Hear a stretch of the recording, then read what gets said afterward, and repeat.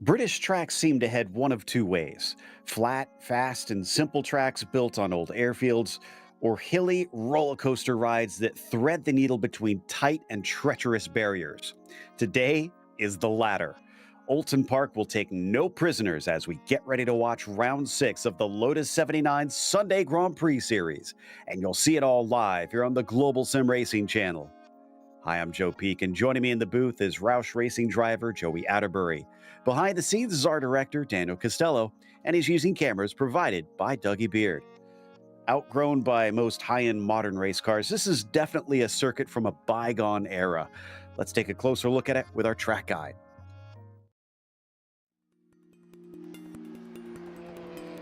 Welcome to Oulton Park Circuit.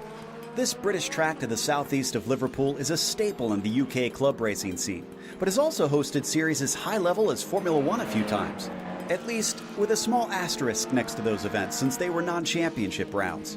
The history and the lore of the venue is as unique as the layout itself. But that layout is more than just the international circuit this place is known for. An incredible 8 different versions can be run, but they all range between 1.5 to 2.5 miles in length. It's not exactly a long lap around here. What it lacks in that realm, it more than makes up for in bumps and hills. On top of that, Oulton Park offers some very fast corners, so you certainly won't get bored. Turns like Island Bend, Knickerbrook, and Druids can be utterly fearsome depending on which chicanes are at it. But even the slower corners often involve blind crests or kinked entries, making passing a very difficult prospect. In modern day, the place is mainly visited by touring cars, GT cars, motorcycles, and Formula 3. But here on iRacing, it's quite popular with the vintage community. Needless to say, this is a track that carries on the British tradition of fast, old-school style circuits that challenge and thrill drivers. It'll no doubt be a blast for both our competitors and fans today.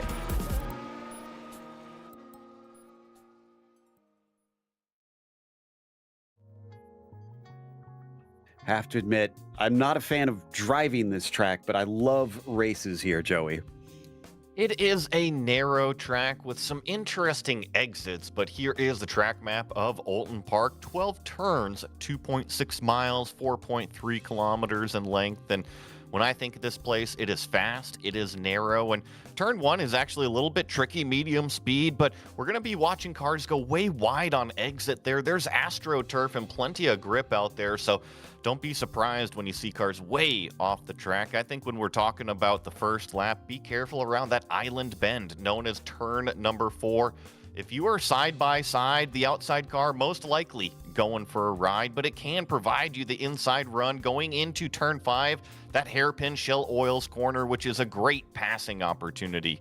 Then the back half of the lap, a little bit more like a roller coaster. Down there at Knickerbrook, that's turn 7. It is an extremely fast right-hand kink, and then it is just fast and narrow as it winds through 8, 9, and 10. Your last real passing opportunity is into Lodge. Turn 11, you can sneak up the inside, but be careful of over-unders. It is a common place to overshoot that corner to end up the lap. Well, the championship is definitely going to be interesting after today, but coming into it, it looks a little bit typical, although there's some outliers as Costa leads Lepisto, Gernot Freesia. But then you've got Dylan Freckleton 4th and Sam Ryman in 5th. Two drivers that are definitely outperforming themselves a bit this season with a definite step up in how they've been finishing. But we don't have Sam here today. We don't have Costa here today. Freesia is gone. Spickett is not here. Some of these drivers, Lepisto, Freckleton, Boscus, are going to have a great chance to try and launch themselves higher up and see if they can get closer to Costa, who currently leads by a scant 5 points. F2 standings also finds a great chance today, Joey, to get a lot of points. I think that the standings are going to be shuffled around a lot because there's a ton of F2 drivers in today's split. Andy Hugel currently leads that championship by 18 points over Daniel Gallus. Really, the top 4, top 5 kind of separated equally. Then comes George Batev in 3rd, Cam Porter 4th, and then Bjorn Ackerman 5th. That's where things really start to tighten up. You see only about 15 points separating 5th through 10th. That includes Keith Herner, Andrew Thomas, Sebastian Zahul, Jess Moore, AJ Roper, and like we were mentioning, I'm seeing a lot of the names in this session in that F2 championship. Now, today's race, since the laps are so short, has 30 of them to try and complete here today. It's an open setup series. This is a track where I would think that a little downforce could help you out, but it's also a very fast track. So if you can get some top end speed, maybe they'll help you try and get some passes done, but that's going to be tough to do, as we've been talking about. No spare car with the barriers so tight to the sides of the track and the high speeds. It all combines to adding up to a high attrition circuit. Drive-through penalty at 17 incidents and a DQ at 25. I doubt many people are going to be reaching those today, as they are in the midst of qualifying and in the midst of the mist right now, as it is very foggy out here for today's race. You can barely see the track from up above, honestly. And looks like Antti Lepisto on the provisional pole, but by a whopping 1.2 seconds. I don't know how anybody manages to find that much around this track. Well, he must have some x-ray vision to see through the fog that nobody else does. That must be why he's going so fast. But you're right, that's an incredible gap between first and second. Gallus occupies that second spot. And then this car right here, Dylan Freckleton, is provisionally in the third position right now. So let's see what he can get on the second lap. Typically, these Lotus 79 cars do improve on that second lap. The tire temperature finally more in the optimum range. Right now, Dylan showing about a 0.6 improvement, which would put him onto the front row. Oof, look at how tight it is coming through Nickelbrook. That's going to be a scary one, especially on lap one. And that it is up into Druid's double apex right-hander. You can see barely any speed scrubbed off through there. And into turn 11 here, hard on the brakes, but you can feed it in up and down through that lodge turn and then stand on the gas. He is looking very good in terms of this lap time. Let's see what he comes across. 13.5. Oh no, did he go off the track somewhere, Joe? He must have had an incident point. It must have been in Cascades. That corner is notorious for drivers just barely going over the edge of the circuit. If it wasn't for that, it would have been pole position. And, I'll have to even check to see if Dylan's ever had a pole position. Not to my knowledge, and to, threaten Lepisto up there, that was one heck of a lap, as we're going to get qualifying coming to an end. I was going to say the only benefit, he's still lined up P3. Wow, that is wild. So that now takes us off into our starting grid, and up on the top, Antti Lepisto with a wide margin over his rivals. Gallus starting on his outside, Freckleton behind him. Andy Hugel will start in P4, as Barry West will be fifth. Jean-Francois Boscus, I think, maybe missed a trick on this one in qualifying, only 6 for him. Silbernagel will be starting P7, Wallbank in P8, and McEwen 9th, with Cruikshank rounding out your top 10. Then in 11th, we have Yanni Lehman. Joe Walker lined up in 12th, and then Miguel Moreland in 13th, with Cam Porter next to him in 14th. In 15th, we have Anthony Woodward. Joined next to him on row 8 is Robert Simpkins. George Batev in 17th, Eugenio Sordo in 18th, Adam Klatska in 19th, and Moreau Mark in 20th.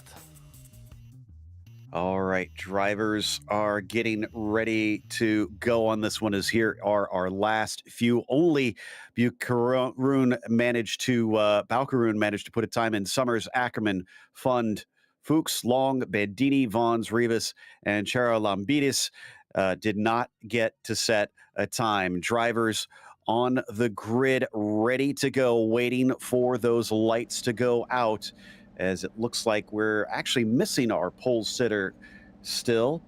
And man, the visibility so low out here. It is 100% humidity, understandably so.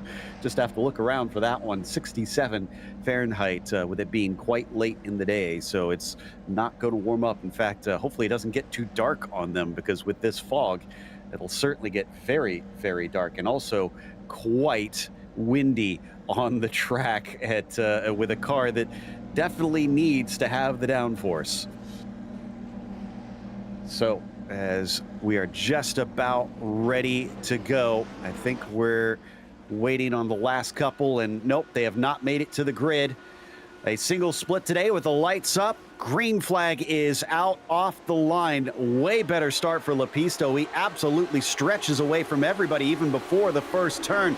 Freckleton trying to make up for his poor qualifying, goes around the outside as Gallus spins. Immediately, a couple cars in the back are off wide, and they're all trying to thread the needle through the cars spinning at the back of the field that you can just barely see. The fog is so heavy you could barely see it, but it's really the top 5 that have escaped. Dylan Freckleton, after getting that lap to lead in qualifying, finds himself chasing Lepisto up front. The back half of the field, lots of 2x2, still arguing over where they want to settle it out. Freckleton making that move probably was a critical one, as he's going to try and chase Lepisto. Woodward going by another car here off track. And that was just out of shell oil hairpin, but he's able to at least get the car back going, but it looks pretty damaged there for Simpkins. Yeah, and then I believe it was Moreau Mark also involved in this, and that's after the Knickerbrook corner, so I think that's a completely separate car, and he is falling back. He was all the way inside the top 10 there, so got to wonder what happened to that number 26 car. They've already lost Wolfram Fund on that first lap. Batev, Walker, Gallus in pit lane as we complete lap 1. Lepisto leads by 0.8 of a second. Hugel back there in third, being chased by Barry West, who's got an excellent opportunity to get another podium. Doing a great job early on in the race. I know that we're just clicking over to lap 2, but that's a great first lap effort from Barry West, up a position as we watch Cruikshank, and more problems. This is Jean-Francois Boscus going off in turn number 3. I wonder if there's just a little bit too much speed going into that corner. And another car, was that Cam Porter going off in the same corner? It looks to be. He keeps it going. He'll get back onto the track itself. But yeah, there are some drivers that are missing good opportunities here today. If they can just keep it on the island, they could rack up some good results. You can see the concern on the face. Cam even looks a little surprised that happened. Yeah, it was just, I went back and looked at it. He just carried too much speed into it, and turn 3 is one of those corners that you try to carry the momentum through because it leads you out onto that straightaway, and unfortunately just a little bit of misjudgment early on. Meanwhile, Lehman here in a battle for 18th position as they head into Knickerbrook, and it looks like Vaughn is not able to go through there as quickly. He lifts significantly more. He is up 9 spots, though, so Vaughn has capitalized on some of the shenanigans that have happened as Porter is going to try and make his way back forward. Can't quite get by. Oh, he gets tagged as Fuchs has unfortunately lost control off the hill. And that is it, as I think Bjorn Ackerman also involved in that one. That was 3 cars out immediately. I think that was more like 5 cars, Joe. It was 3 cars in the immediate wreck, and then 2 more just got collected as they were all skidding across the racetrack. And really unfortunate for Cam Porter because he had just made the pass on Ben Summers and just kind of an innocent victim in that situation. Wow, this track is definitely gobbling them up fast. As we said, this is single split, so we have a wide variety of I rating out there. And some of those on the lower end struggling a fair bit today. Although I say that, we've seen drivers with much higher I rating making mistakes in these first couple laps. Freckleton, not among them. He is still hanging at about 0.8 behind. Cruikshank here is now up into 12th spot. Cruikshank up, and then Klatska right in front of him is on a charge himself. So that black number 17 right in front of Mark is up 8 positions. I know that we've had a lot of kind of cars that have fallen by the wayside, but Klatska in that number 17 is one that has taken advantage of it. Back to Barry West once again, still chasing on Hugel, seeing if he could get himself onto the podium. These two lacking the outright pace that the top 2 have, but still within those top 5 positions here. And Barry's putting on the pressure. He's keeping right behind that rear wing. Just kind of like a lion stalking in the grass in the fog. That's what it kind of reminds me of. Oh, wait, that is a lion right there. And here comes Barry West down the inside of turn number 7. Hugel's going to let him have it. Just got to keep it on the racetrack. And now is the over-under opportunity for Hugel. And that STP car, he looks, but he says, you know what, maybe not this time. Well, wound up Prey to the number 4 anyway, so up onto the podium now for Barry West. Can Big Cat bring home a top 3 here? He just has to hold off Andy for the remainder of the race, but also it looks like Silbernager is starting to get closer. Yeah, that number 13, so what was 2 cars is now turned into 3, and check this one out. Dylan Freckleton just put down the purple lap, the lap fastest of anybody so far. He has closed it up to within a half a second of Antti Lapista. I think we've only got about 21 cars still on the track, maybe down to 20 out here, which obviously is not ideal, but for these leaders, that might be a bit of a blessing, because we're going to see traffic start to come back around very quickly as these cars circulate at only a minute 15, minute 14 around this track. And the narrowness not only makes passing difficult, but lapping traffic can be treacherous. Just making those decisions, right? Because you're not sure if that car is going to close the door, and you're unfamiliar with how a lot of those cars race just that are in the back of the field because you're not around them very often. So you're right, lap traffic will come into effect here. How nice we're going to play with it, we're just going to find out. But Dylan Freckleton, that last lap I mentioned, it was the fastest lap. It was fastest by half a second over our leader. Come down out of Druids once again. This is where that elevation change really comes into play. Watch off of Lodge as it just drops away from these cars. Boskus trying to hold on to him. Ooh, Crookshank still in a battle once again. This is with Woodward, and he's going to try and sneak up the inside as they go side by side down across the start-finish line and back into Old Hall. This is definitely a single file turn. Mark knows it. He's going to take 10th. Yep, I'm just going to have to defend the inside here going into turn 3. Kind of feeds down into 3, doesn't even need to defend there. So now just get the nice exit and focus on that next set of corners because, yeah, Woodward right behind him as well as Klaska. So Mark Crookshank doing a really good job to grab a couple of those positions that he kind of jostled down early on, now back where he belongs. Woodward with an impressive setup here. I like that button box that he's got with him. Up 4 spots as well, but he might lose another with Klatska starting to rock up behind him as they crest over the hill down towards Knickerbrook once again. Who's committed into this turn? There's a few bumps here, and by bumps, I mean curbs that you got to stay off of, and for the most part, everybody stayed nice and tidy through there, but Barry West, once he got out in front of this pack, has not been able to escape, and they're going to deal with a lapped car, so that lap traffic that we were talking about early on might provide an opportunity, and just out a shot behind this, I believe it was Silbernagel that was affected, hopefully no damage. Yeah, he had to slow up big time. It almost looked like he had made contact at one point, but I think maybe he got away with it. As we watch on Boskus once more, this is Rolly Wallbank just in front of him. Battle for P6 right now. And coming up to Island Bend, this is another one of those single file turns. There's that lap traffic. Balcaroon just in front of him. He doesn't pull off to the side for now, although he could get a good chance here over Hilltop. This is perhaps his best place to try and get out of the way. Yeah, you just kind of have to demonstrate that you're going to let the cars by, and he is on driver's left. There he goes off the accelerator. Nicely done to let this battle by, so it doesn't affect Wallbank versus Boskus at all. And remember, Jean-Francois, he had that early off in turn number 3, so he's just trying to get back into the track position that he once had. Riding on the nose of the Frenchman here, chasing on Wallbank down into the braking of Lodge corner. Both of them trying to tuck it down to the apex and then get on the throttle as early as the grip will allow.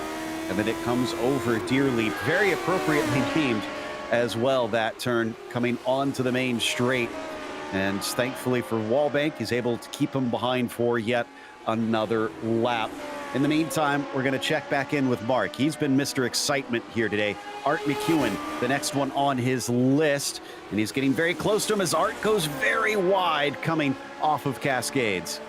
And it's going to provide an opportunity into turn 5. Now, turn 4 here is treacherous side by side, and Crookshank actually lifts off of it.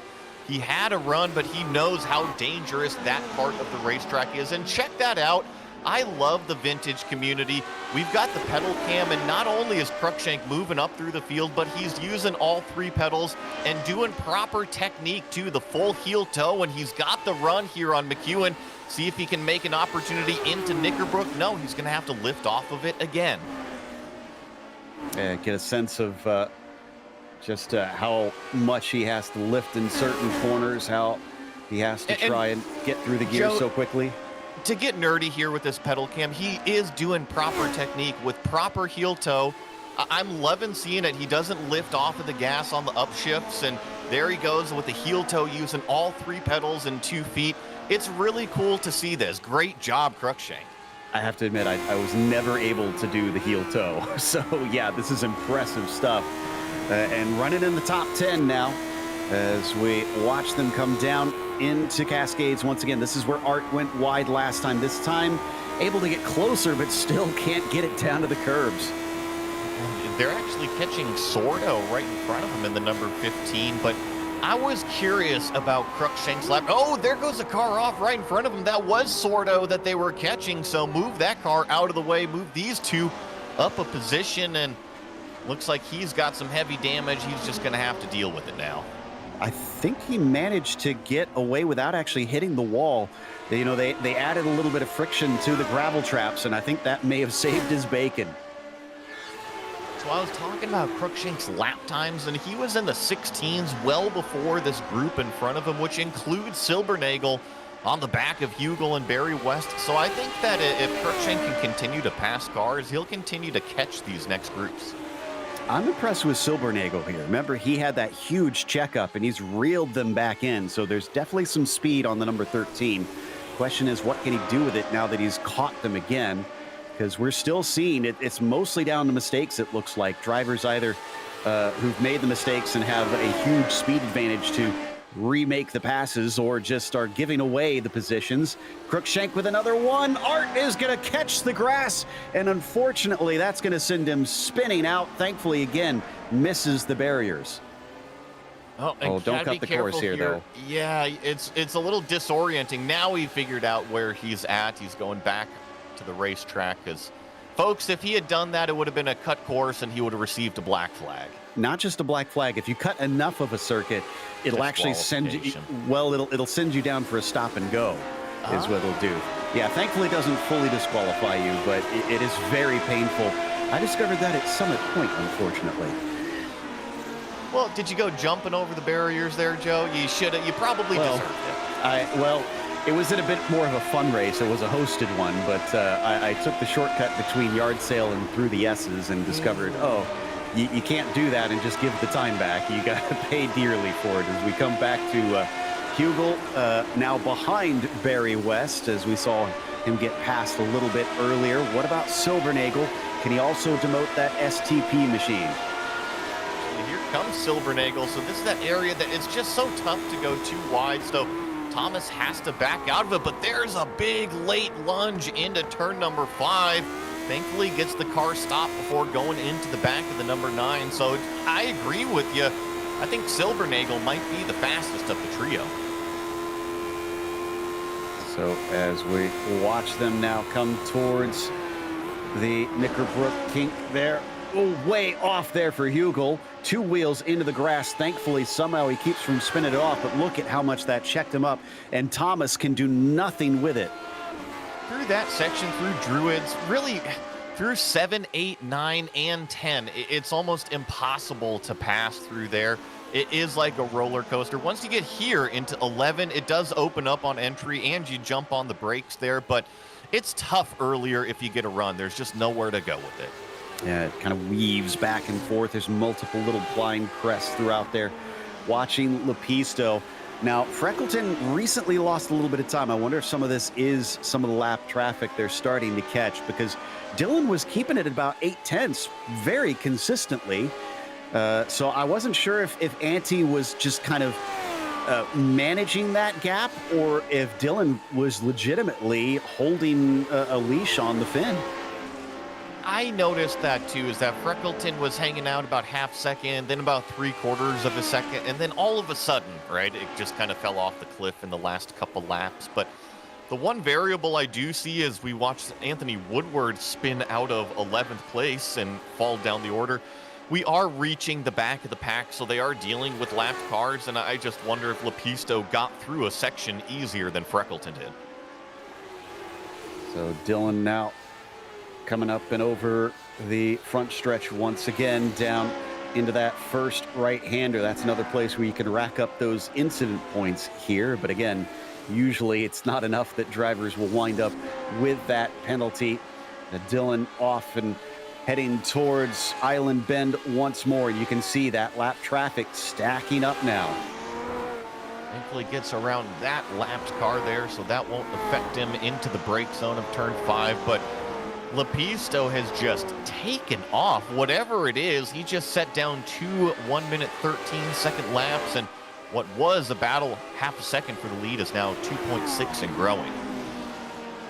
Yeah, Barry West doing a good job now that he's got this spot, dealing with the pressure of both Andy and Thomas, not letting them get any opportunities to try and get by here. Up and over Hilltop, down towards the fearsome Knickerbrook once again. And it's all about who can carry the speed through here, as just a little bit of dirt kicked up by Thomas shows that he's trying to push as hard as he can in the dirty wake, but not doing anything yet. Just have to stay in that dirty wake there. It is so tough, but if you're going to try to make a pass into 11 here, you have to follow him. And Barry West putting the car right in the middle of the racetrack, so he does feel the pressure from Hugel and Silbernagel. It was really interesting when Silbernagel went up there and was trying to pass that middle STP car. They kind of fell off the back of Barry West, but once they got line astern again, they caught right back up to the number 4. Yeah, I'm kind of surprised that he went defensive. I didn't think they were that close to him, but he felt it enough. That car going off, that is Michael Bandini. I think they're going to catch him pretty quickly since he's a bit off the pace, coming back from the grass and thinking about trying to get to the inside of him. He pulls out to the outside of the banking and allows all 3 of them through. Now up and over this winding back straightaway here. Up and over these crests, heading towards Knickerbrook, that turn number 7. It's so fast. I think that the best way to describe that corner, Joe, is kind of like Road America, the King, right? Very similar, yeah. I think you're actually going even faster into this one, although you have slightly more runoff to the outside, but not a whole lot. Thomas still plugged up behind all of them. This is to decide the last step on the podium. The second lap in a row, Barry's going defensive. Sometimes you just want to tell everybody behind you, don't even think about it, right? You're not close enough to make a lunge. I think that's what Barry West is doing, and Hugel knows he's not quite close enough, and that's the second time that I've seen that lead cat car, the number 4, go way wide on the exit of turn number 1. You can do that. There is some extra grip out there, but he's the only one kind of running all the way out there. Passes definitely are at a premium for this one. Woodward still down here in 12th, but up 3 from where he began. There's definitely some big movers today because of how many cars have fallen by the wayside. The biggest among them looks to be Ben Summers right now here in 10th position. He's gained 12 spots from where he started, but he was one of those that did not set a qualifying time. And I believe that he ran off the track a little bit earlier too, so he had a couple more positions. Now he's got to pass Lehman. Looks like Sordo had another problem. Remember, we were watching him go off a little bit earlier, so I think that was down in the turn 3 area, kind of same area of the racetrack. Yeah, he was in the top 10 earlier on, but now he's fallen down to 14th. He's struggling a bit here. Car just does not want to grip up.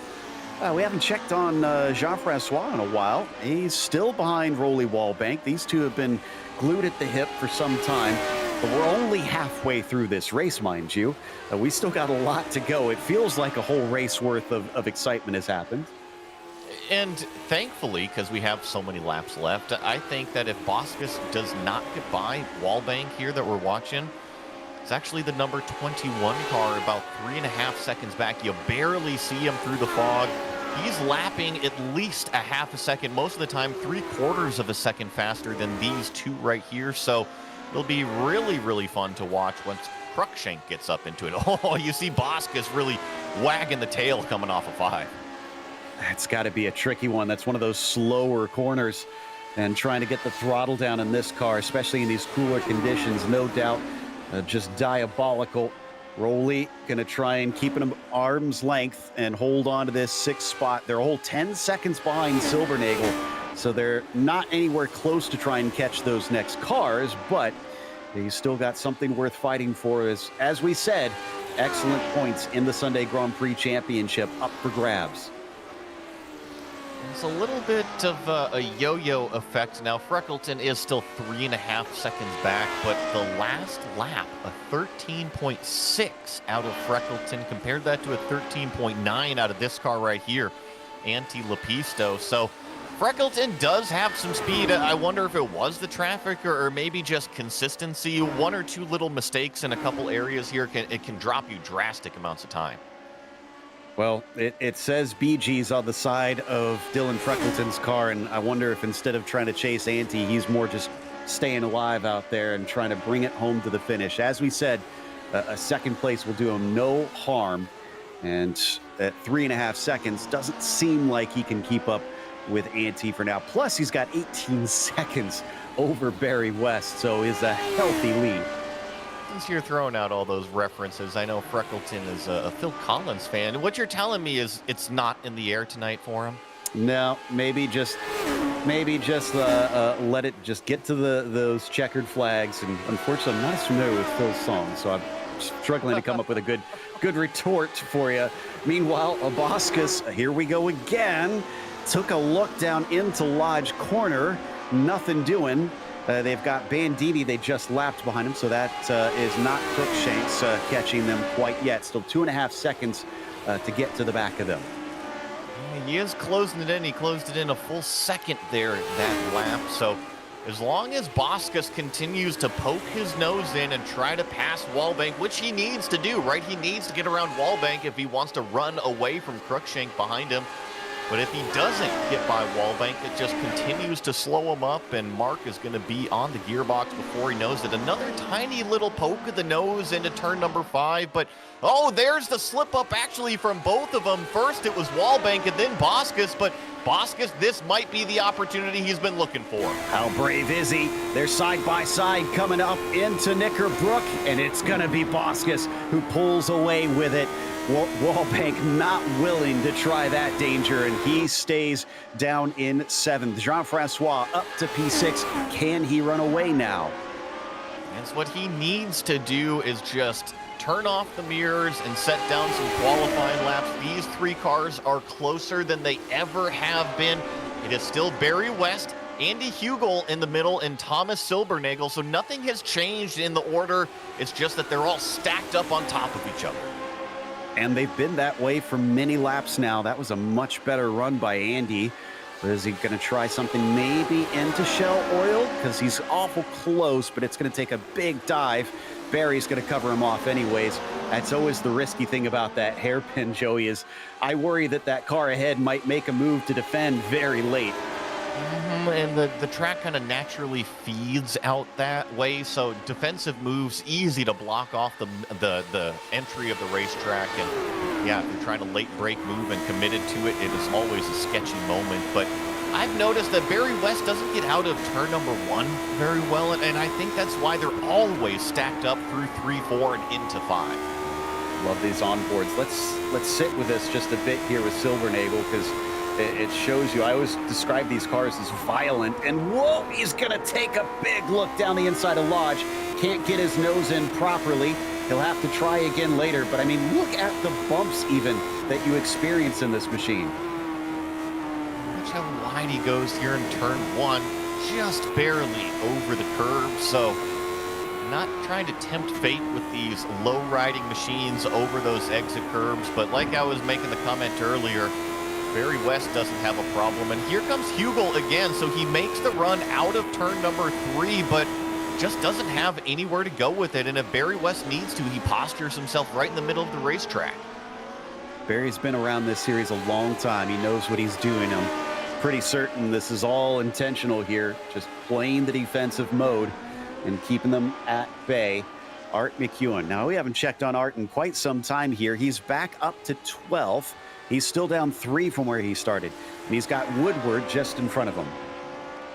I think that him and Woodward were going back and forth there, and he's heading down into turn number 3. Let's see what kind of run number 11 car can get here following Anthony in that blue number 5. Always looking for that passing opportunity off of the slipstream.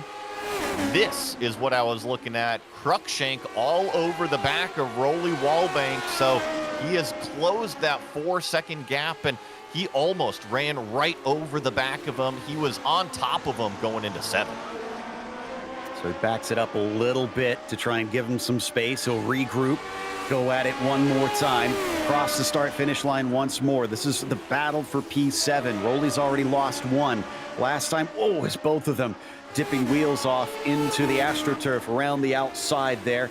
Now it's down into Cascades, much tighter to the apex for Mark, but we've seen so many times a good run here doesn't always produce results. See how close he can stay, and does Wallbank defend on the inside? Yes, he does kind of take more of a defensive line into turn number 5, and oh, there goes Cruikshank off the racetrack on driver's exit. That's not going to do him any good. He's going to have to make up all of that ground again.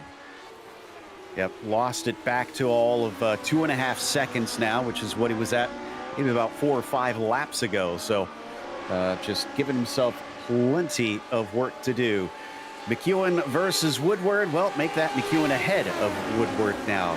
He must have made that pass just recently here. And that was, I believe, going into either turn 1 or turn 3 as we watched Dylan Freckleton. That's that silver car slide up past Anthony Woodward there. So even all the way up into 11th place, knocking on the top 10, our leaders are lapping the field. Next one for McEwen is going to be Ben Summers, who's gained 12. We mentioned him earlier and the kind of progress that he was making. Back to Dylan Freckleton. Oh, he's kept it at about 3 seconds now. So, again, hard to tell what is just these two managing the gap and what is the same pace between them outright as Dylan circles his way around to complete yet another lap. The one thing that is for sure is they are definitely faster than the rest of the field, because it's up to 25 seconds to the next nearest car. Checking back in on the number 20 car of Robert Simpkins back here. He's got Daniel Gallus right behind him, and these cars are 19th and 20th. Unfortunately for that black number 8, he is actually a lap down here, so Simpkins kind of hanging on to that 19th. Yeah, I think Simpkins was one of those involved in the first lap wrecks that we witnessed. Unfortunately, couldn't avoid it. He's 4 laps down from the overall leader, too. Bandini here going to allow another car by. No, this is a battle with Moreland. Thought maybe that was Barry, but no, it's his teammate up with him. He's going to look down to the inside. The Alfa Romeo can't manage to get the overtake done there yet. And this is, yeah, exactly. This is Miguel Moreland trying to get back up onto the lead lap here. There is a 1-lap difference between Bandini and Moreland here. Ah, yeah, so not actually battling for position, even though they are 17th and 18th. Caught out by that one, and we'll see if he can make a whole lap around in, just 7 laps. No big deal, right, Joe? Yeah, simple job. He's fighting him anyways. He wants to get as much as he can. You never know what can happen. And you can see some damage on Moreland on that left-hand side pod, it looks like. So he's definitely gotten a bit out there. Checking in on the car ahead of him is Joe Walker. He's 38 seconds ahead of Moreland and 56 seconds behind the next car. That's nearly a whole lap himself. And that's obviously not a battle he's in, getting by Robert Simpkins. But just kind of worrying about his own race for now. Definitely some drivers just limping this one home. I believe Joe Walker is 2 laps. Silbernagel just had a problem. He's no longer in that battle. You can see him returning to the track now out of Cascades. I don't know what caused this. Somebody pulling off to the side behind him. And that is actually Bosca's catching up to him. And thankfully, Silbernagel was, he had to do a big old U-turn. So we're going to get the GSRC replay here. Watch this car, just too much speed into this fast sweeping left-hander, turn 3. Out comes the rear, and around he goes. And he also gets confused on the track, realizes it right away, but that is a ton of time lost. Wow, that's a real shame. He was doing a great job. Yes, he hadn't made the pass, but he was holding on to him. He was positioning himself well, and eventually it went away. As, Klatska. Oh, and he's still going to make contact. Was that actually with Hugel there? Yes, that was. Yes, that was. So that separated the Barry West and Andy Hugel fight. That was Klatska way back in 14th, a couple laps down, just trying to recover back out onto the racetrack and really shuffled it up. Well, I think he lost it on his own coming off of Lodge Corner. So another victim of that drop-off, just couldn't get the foot to the floor. And Hugel loses himself about 3 seconds up to Barry West. This is perhaps the most relaxation that Barry has had this entire race. Well, the big cat can't take a nap quite yet under the tree, so he's got to keep on rolling for another handful of laps. This is Eugenio Sordo running in the 13th position. Remember, we've seen this number 15 car kind of run it off the track a couple times, fall victim to how fast this racetrack really is and how fast these sweeping corners are. Overstep the limit just a little bit and you're along for the ride. 13th place, a lap down already. In fact, only 10 cars are still on the lead lap in this race. This has been a rough one out there for these drivers. Admittedly, this is a difficult track in less than ideal conditions, but it's definitely been one that I think has not made friends with many of our competitors today. Is Woodward, another one of those that has lost a lap to the leaders, but has also dropped away from McEwen, who made that pass a little earlier. You see him go by the lapped car of Miguel Moreland. That was not for position. So Anthony Woodward continues on, and looking at that lap time of the number 5 as we jump to the number 11 here of Art McEwen. His lap time's actually very, very competitive, of 15.6. So he could actually go up there and catch Ben Summers. He's just going to run out of time before he has the opportunity to do it, because he's a solid 11 seconds behind that 10th place car. Yeah, that's going to be tough to try and make something up. But we've said it before, making mistakes is kind of the key factor here, or keeping from making mistakes. So if you keep it on the track, those in front of you, if they slip up, you could maybe pick up some positions here today. Ben Summers, here's the first car to be a lap down in 10th place. Now, only 9 of them left. Jan Lehman is the last one running, a minute 3 behind Antti Lepisto. Wouldn't be surprised if Antti gets up there and is able to pass Lehman. And this is that 9th place car right here, coming up and over through Druids and down the hill into turn number 11. Lodge Corner here. Stand on the gas that has caused so many drivers problems. He hooks it up quite nicely, up and over, start lap 27 here. No, it's good news, bad news for Lepisto today. The good news is his rival Costa, who's only 5 points ahead of him, is not here today. So he's going to get a lot of points in comparison. The bad news is that Costa, this is only his second drop race. He missed Catalunya in round 3, but he's still going to have plenty in his pocket. I think it's 4 drop weeks that they get in this series of the 12 races. So he can still even afford to miss a few and still look in pretty good condition. I think the reason why we're not seeing some of the drivers here, Joe, they just had the weather report. They wanted to go sun tanning. It's springtime. They want the nice clean sky. They don't want the fog. Are you implying that English people are not getting a lot of sun out there and getting nice and tan and bronzed? Oh, you know, I'm sure that they're serving some beans out there too, trackside. Yeah, exactly. Oh, Dylan Freckleton, we'll see if he takes offense to some of our ribbing, but right now he's going to collect another valuable trophy on today's races. He's just got 2 more laps to go when he crosses the line here. to try and take home another second as Barry West now up to 35 seconds behind him. There he is, practically half a lap away from him. What's going to be interesting is Barry West still has about 2.5 laps remaining here, and that car of Andy Hugel was 0.3 of a second faster that lap, and he's only 1.8 seconds back, so not very much time, but we'll just have to wait and see. I think Cruikshank had a mistake last lap. He was 10 seconds slower. He's behind Lehman now and down in ninth. So something happened to the number 21, and he gave up all that, well, not all of the hard work, but lots of the hard work that he had made trying to come back into this, and in fact, he just allowed Lepisto through.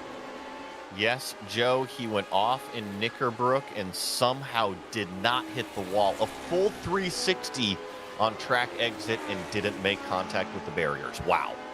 Yeah, I'm kind of amazed. It's rare that drivers don't run into the wall there if they are full tilts. Anthony Lepisto going to get the white flag. 1 lap to go for the Finn to add to his tally of victories. In fact, this will be win number 3 in this season alone for him. It is attempt to go for the title. Let's cross our fingers that he can manage to keep from getting caught out by this track as so many have today. Curious, that previous lap from Lepisto about a second off pace. Now, what these fast guys like to do is cool off those tires, and this very final lap, go for it like a qualifying lap because it's all the way light on fuel. Grab that fastest lap of the race. I'm curious if that's what Lepisto is trying to do. I'm showing him tracking almost a tenth to the good. It's wavering around there. So, yeah, I think that's a good catch, Joey, that he's maybe trying to get himself 2 bonus points here. He already holds them for what it's worth, but if you're going to do it when the car is at its absolute lightest is when you've got to try and make it happen, because otherwise you could get sniped by someone who is close in pace behind you. So Lepisto already has 2 bonus points for the pole position. Is he going to make it a perfect score today by claiming that fastest lap? It is a win here for Antti Lepisto in dire conditions in the English countryside. He ends it with a 94, 12.94, so he will claim the fastest lap. Dylan Freckleton finishes second on the podium. Barry West is this 3rd car right here, still coming through turn number 7, and there's that number 9 car of Hugel just approaching in the fog. Barry West just can't make a mistake here. Hugel held on to that very early in the race, but gave it up after a mistake, set him behind the big cat. Just 1 real corner to go here, and it looks like he's solid through there. Both of them sending it as deep as they dare. Barry West getting himself a podium today as Hugel will follow him home. By the way, that fastest lap for Lepisto was not his last lap. His final lap was 0.003 shy of being his fastest one. Watch Silbernagel come across in 5th. I know it's a little bit further back from that battle that he wanted to be involved in. And Rowley hangs on to the 7th place after letting a couple of the cars by. And Jean-Francois Boscus was right in front of him. Watch the rest of the cars roll up and over start-finish. That's going to take us to break here at Oulton Park. We'll come back with the unofficial results as well as driver interviews, so stick around.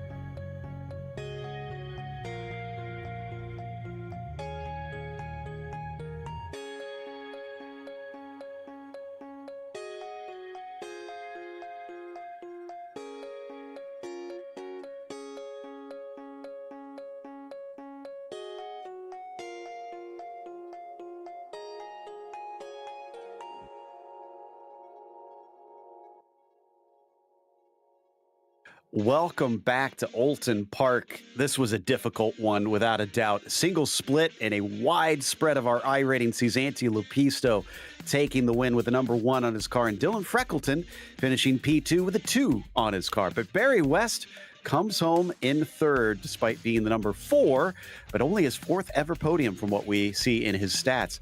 Andy Hugel will finish 4th as Thomas Silbernagel slipped up at the end. He still collects a top 5 as Jean-Francois Boscus was 6 behind him, and Rolly Wallbank finished P7. Jana Lehman was 8th, the last on the lead lap. Cruikshank came home in P9, and Ben Summers going from 22nd to finish 10th. Art McEwen here is 11th, and then Anthony Woodward in 12th. All these cars one lap down, by the way. Eugenio Sordo in 13th. Byron Long finishing 14th. Klatska back here in 15th. Then comes Joe Walker, the first car, 2 laps down. Miguel Moreland, 3 laps down. Michael Bandini, 4 laps down in 18th here. Robert Simpkins in 19th. Daniel Gallus in 20th was actually the final car to take the checkered flag. The rest of the cars on this next page, they unfortunately did not finish today's race, all 10 of them. Unfortunately, but one driver that did make it to the finish was Dylan Freckleton, pulling home a P2, helping himself certainly in the championship. Dylan, we teased that you've got Bee Gees on the car and you managed to stay alive out there. Did it feel like that? Yeah, just about. I was pushing as hard as I could. I figured I might as well go for it. But yeah, no, really happy with that, to be honest. I think the pace was really good. Annoyed about the qualifying, though. Lost a lap that would have been pole, but I suppose that's my own fault. But, we saw that. It would have been, from what we can tell, your first ever pole in this series. But the first corner kind of made up for that. Move around the outside to take P2. That was brave. Yeah, I knew. I think the setup that I've got this week is pretty good on the cold tyres. Certainly the opposite of last week. Phillip Island was a bit of a nightmare. But yeah, so I kind of had the confidence to just sort of go around the outside. I don't know what happened to Dan. I think he span. Hopefully it wasn't me that caused that. But yeah, and then sort of early on I was just about able to stick with Antti, but not quite able to hold it over the whole race. I lost a little bit in traffic and I just couldn't close it back up. Yeah, we were watching that. Do you think he was kind of backing it up to manage his pace, or do you feel like that was you truly keeping up with him?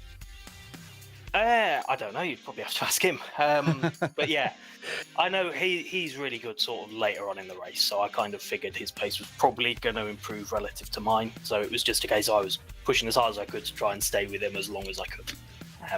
But yeah, I'm happy with it in the end. I think you should. Like I said, it really kind of wowed us that you stepped up your game today and nearly took a pole position. I'm sure that'll come eventually. You're looking quicker and quicker, and congratulations on a P2. Thank you very much. That was Dylan Freckleton finishing on the podium along with Barry West, who Joey has caught up with. Barry West, congratulations on the podium. How does it feel to be standing on it today? Oh, it's been a long time, Joe. It's been a long time, yeah. I don't know where all the fast guys are gone, but yeah, that was a great race. Credit to Andy, kept me on my toes all through the race. Well, you made that crucial move to sneak by him early, and then you had your mirrors full the entire time. Are you done sweating yet? Yeah. Well, I had a good race earlier and finished second, but the fans weren't working, so I was... At least the fans are working this time, so it's keeping me a bit cooler. But yeah, it was a hard race, and no time to lose concentration at all. So yeah, fair play to Andy. He was a bit quicker than me, I think. But then again, it's when you're attacking, you can be faster, can't you? It's I defended, just making sure I defended in the right places, and it made it extremely difficult to pass here. So yeah, it was a good race. I enjoyed that. What about that interesting moment you guys had coming out of turn number 11 with that lapped car smack right in the middle of the racetrack? How nerve-wracking was that for you to try to avoid? Well, I just saw him move just before I saw him there, and I saw the gap was going to go right. Well, I was going to go left first, left-hand side of him, the usual racing line, and then I thought he's rolling back. And then just before I got there, he stopped and he started moving forward to get off the racing line. So I had to go, further round in, so towards the pit sort of thing. But yeah. And Andy, I don't know which side Andy went, but yeah, he scraped through. But he lost a bit of time now, I think. But every time, go ahead, Barry. I was say every time I thought, oh yeah, I got a second and a half on him now. I'd just slow up for some reason. I don't know. I don't point in pushing now. And he got caught back up. So I was 2 seconds in front towards the end. I think he got caught by a back marker, and then he caught up at the end. But I knew I could control, the race. So even though it was quite close at the end, I knew I'd get it. But yeah, it was a really good race. Yeah, and setup. I mean, my own setup as well. I can't believe it. It's more like the Jim Clark school, like just bring what you got at the last race and adapt to it, and that's what I've been doing ever since Mugello. Basically, same setup. I think it was one of JDF's, and just change the wing. But I just love the setup. So yeah. Well, it definitely worked very well for you out there. A fantastic race. Congrats on that third. Yeah, congrats to Andy and Dylan. They were in another league. Yeah, thanks so much. That was Barry West driving that number 4 Big Cat car today. And driving it well. He's getting himself some celebrations well earned. And that's going to close us out with a big thank you to the Lotus 79 community for another season of coverage, along with the thanks to the team today, Joey, Daniel, and Dougie. Make sure to check out our social media, our website, and our merchandise store. And don't forget to subscribe to our YouTube channel as well so you don't miss a moment. Next race going to be at Road Atlanta, Sunday, April 28th at 12:30 p.m. Eastern. And be sure to check out our other broadcasts that we have listed here. Until next time, though, race clean, race hard, and we'll see you on the track.